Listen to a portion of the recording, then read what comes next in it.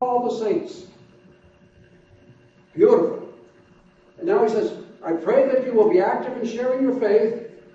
Get out there and share Jesus with others.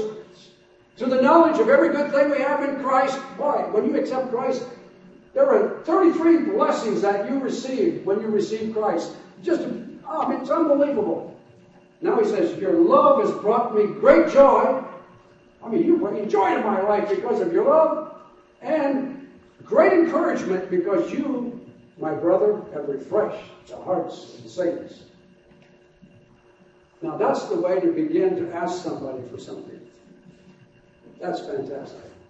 I remember Bill Gothard. I don't know if you've ever heard of this guy. He was a wisdom teacher for youth leaders at first, and then became for all kinds of people. And he said, if you want to ask somebody for something, look at Daniel. Daniel, his country had been conquered, and he had been carried off and became a forced slave into the administration, and he could have had every reason to be bitter and angry and say, I'm holier than you, and all that. And so he's in this training course for advisors for the dictator. And they're supposed to eat all this rich, fatty food. And Daniel says, I want to eat the kosher food. Veggies, stay healthy. Well, the king ordered you eat this, and you're going to eat this, even if it makes you sick. How do you ask this superior person, this guy who has authority over you, to make an exception? I am a holy man of God. I was the best in my class back in Jerusalem. I'm smarter than you. And now you two, I can tell you a thing or two. That isn't. He said, Daniel came to him and said, I know that you're in charge of us. I know the king has ordered this. And it's your call. You have all authority. I'm not here to challenge you, and I won't make a scene about it. But I believe that on my diet, I'll be healthier and better and good health than all the others on that diet. And now I'm just asking you, if you would grant me permission for 10 days, I forget if I got that right, I think it's 10 days, maybe you can check it and correct me, that I can do my diet and the others do this and see what you think. And this is how when you go to somebody to make a request or an appeal, you recognize their position and what they have to contribute, and then you ask them if they would do it. And that's what Paul, the great Apostle Paul, that's what he's doing with Philemon. He's recognizing Philemon's value and all that Philemon contributes, and there probably wouldn't even be a church in Colossae without him. And then he says in verse 8, now I'm the great Apostle Paul, and I could be bold and tell you, this is what you are to do. You are to accept Onesimus back and treat him like you would treat me. You got it, buddy? He can really get in their face. He had a right to. But he says, I would choose rather to appeal to you in love. I'm an old man. I'm in prison. I don't have much longer to live, and I appeal to you. Would you? Would you? I want it to be voluntary. I want it to be from the heart. I don't want you to feel forced or pressured. Would you consider welcoming him back and not killing him? The second thing most slave owners did when a runaway slave was brought back, if they didn't kill him, they put him out to do the hardest, dirtiest, toughest labor that usually killed them in just a few short years. They just worked them to death, just with no benefits and just working to death. He said, I'm asking you to welcome him back.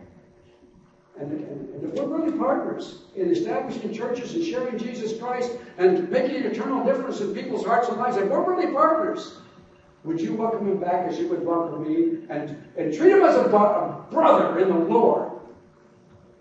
And you can have him back for life. And he's going to be a better man. He was useless before, and now he's useful. Jesus Christ has changed his life, and he's a bigger, better person than he ever was. And you'd have a better slave who would also be a brother in the Lord. Would you do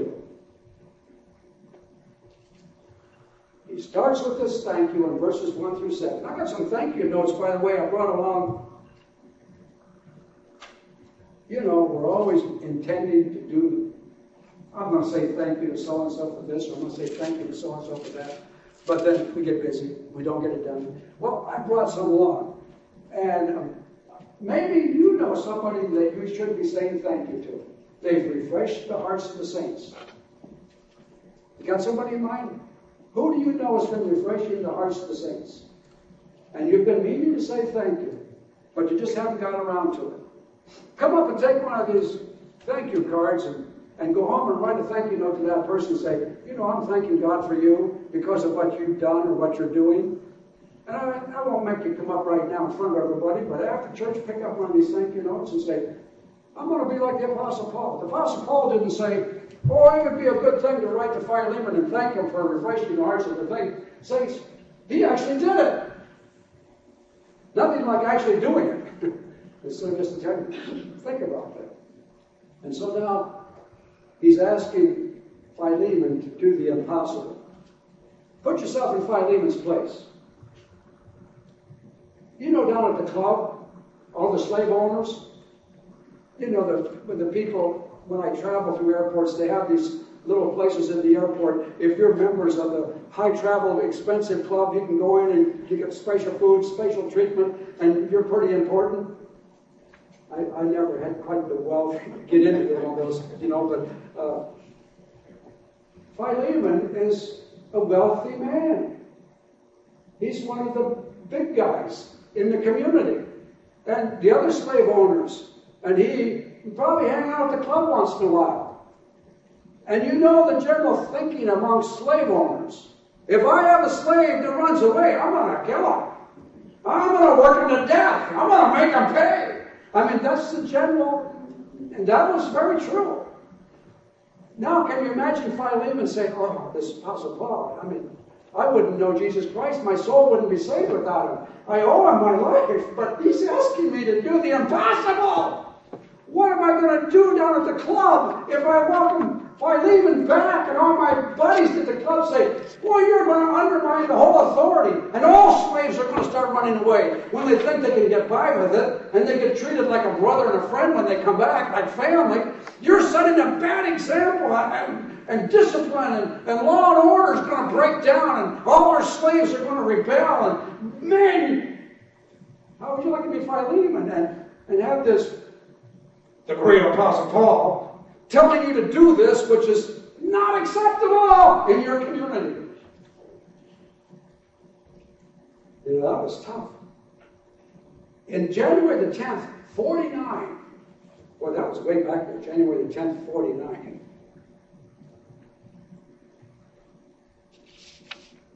Caesar, who had his legions of armies, and he'd been up in Gaul and the North Country and in Europe, winning great battles for Rome, was coming home to Rome. And they had a law in Rome at that time that no legions outside of Italy proper, especially Rome, but Italy proper, anything south of the Rubicon River, no legions were allowed to come in there because that would create maybe a civil war or trouble. And so the law was you don't cross the Rubicon River with your troops. You leave them up there. If you want to come down by yourself, visit the Senate or whatever. And Caesar's at the Rubicon River. And Pompey has become so jealous of Caesar. They were actually in what you call a dual ruling. They were both declared emperors, so that there were two premiers at the same time. And when Caesar gets to the Rubicon, and he's thinking about, Pompey is really, the word is out, he's wanting me dead. What should I do? He's really sent notice, don't cross the Rubicon!